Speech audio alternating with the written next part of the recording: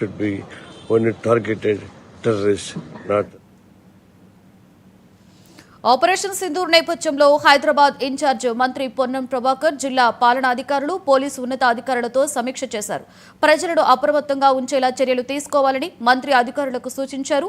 నగరంలో ఎలాంటి అవాంఛనీయ ఘటనలు జరగకుండా చూడాలని పోలీసు అధికారులను మంత్రి పొన్నం ఆదేశించారు.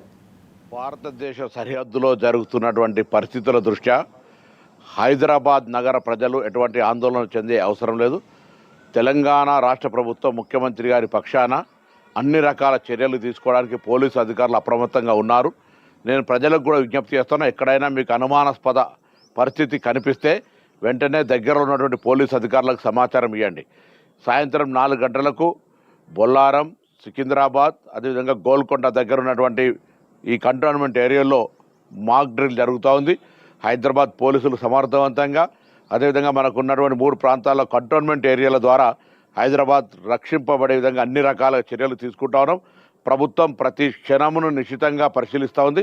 ఎవరు ఆందోళన చెందే అవసరం లేదు, ధైర్యంగా ఉండండి. ఈరోజు భారతదేశంలో జరుగుతున్నటువంటి పరిణామాలలో భారతదేశ అంతర్భాగంగా కానీ సరిహద్దులో మనం గెలవాలని, మనమందరం కూడా ఎవరి తలవంచే విధంగా ఉండొద్దని కోరుకుంటూ తెలంగాణ రాష్ట్ర ప్రభుత్వం పక్షాన కూడా ఎటువంటి లోపాలు లేకుండా అన్ని రకాల చర్యలు తీసుకుంటారు. ఇప్పటికే కాంగ్రెస్ పార్టీ నాయకత్వ పక్షాన కూడా భారత ప్రభుత్వం చేసే ప్రతి చర్యకు మద్దతునిస్తామని చెప్పినారు.